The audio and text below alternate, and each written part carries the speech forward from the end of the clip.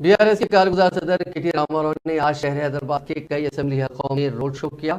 उन्होंने पहले नामपल्ली में रोड शो किया और कई मकामात पर आवाम को खिताब किया। उसके बाद वो गोशा महल पहुंचे, जहां पे उन्होंने एक शानदार रोड शो किया। उन्होंने आवाम से अपील की कि गोशा महल से बीआरएस को कामयाब बनाएं और वहां से बीजेपी के मौजूदा रुकन असेंबली राजा सिंह को शिकस्त से दो चार करें। तो भी आज वो कांग्रेस से नामुमकिन बात है।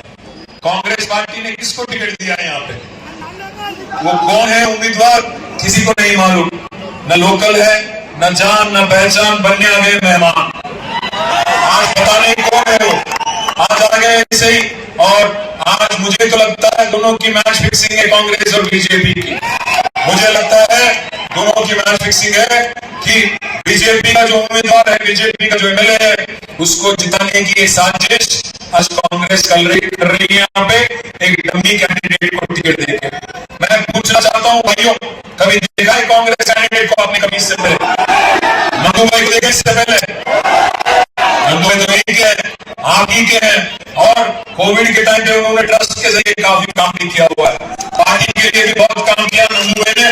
इसलिए केसीआर साहब ने नंदू बिल्ला को टिकट दिया। मैं आप भाइयों से बहनों से एक ही चीज बोलता हूँ, मैं फिर एक बार एक ही चीज बोल रहा हूँ, मैं बोलना तो बहुत कुछ जानता हूँ, मैं काफी कड़ी निंदा भी कर सकता हूँ मोदी की और बाकी लोगों को भी।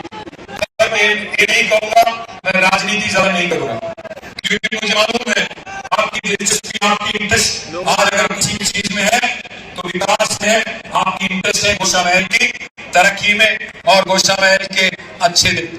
मोदी साहब कहते आए अच्छे दिन अच्छे दिन।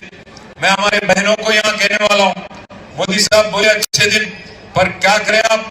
400 रुपया वाला सिलेंडर 1200 कर दिए।